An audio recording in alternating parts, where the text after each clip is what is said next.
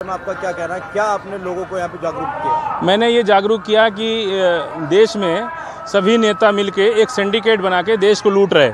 ये लोग चुप बैठे हैं, जो मुसलमानों का वोट लेते हैं वो भी और जो मुसलमानों के खिलाफ हैं वो भी, सभी लोग एक सिंडिकेट बना के देश को लूट रहे हैं, वोट की राजनीति कर रहे हैं। इसलिए आज सीए एनआरसी पे जब पूरे देश के लोग लाखों लोग सड़क पे हैं, पर अखिलेश यादव, मायावती, राहुल गांधी कोई आ नहीं रहा है, यहाँ कोई साथ नहीं दे रहा है, केवल भाषण दे रहे हैं लोग, पार्लियामेंट में एक्ट करके काम को ख़त्म कर दे रहे। यदि कांग्रेस चाहे होती तो शिवसेना इस बिल को पास नहीं होने देती, लेकिन शिवसेना पर कांग्रेस ने दबाव नहीं बनाया और बिल पास हो गया। अब ये लोग जो कर रहे हैं, हम ये चाहते हैं कि यदि हमारे वोट को ये मजबूरी समझ रहे, हम नोटा पे वोट डालना चाहते हैं। हम सभी मुसलमानों से ये कह रहे हैं कि आप लोग एक बार नोटा को वोट डालिए, ताकि इनको पता चल जाए कि भाई हम किसी की जोरन नहीं है, हम जोरन नहीं है कि जो चाहे अपने दूध में डाल। कांग्रेस सरकार में ये एनआरसी सीए का बिल पास हुआ तो कंप्लीट बीजेपी ने किया, इनका क्या टारगेट? मैं तो आपसे कह ही रहा हूँ कि ये चोरे चोर मौसियावत भाई एक थाली के चट्टे बट्टे हैं। इनको न एनसीआर न एनपीआर किसी चीज़ से मतलब नहीं है।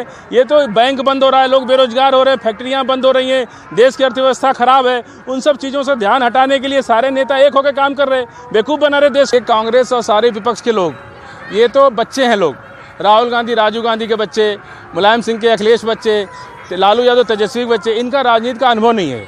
इसलिए ये लोग सरकार की बातों को क्या जवाब देना चाहिए इनको समझ में नहीं आ रहा है, इनके अनुभव की कमी है। वरना जिस तरह से आज सरकार जिस तरह से खेल खेल रही है, ये सरकार कानून से नहीं चल रही है, ये व्यक्तिगत आक्षेप से चल रही है। यानी गृह मंत्री कह रहे कि मार डालो, 200 आदमी को गिरा दो, मार डालो, ऐसी भाषा का बोलना एक मंत्री को शोभा नहीं देता है। ये आज जिंदगी में जो हकीकत होती है वो होती है।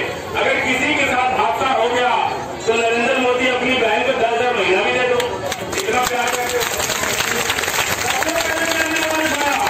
मुसलमान प्रवक्ता जब इस बात को कहने लगे तो सरकार पीछे हट गई और मेरी कही बात पार्लियामेंट में भी उठ गई।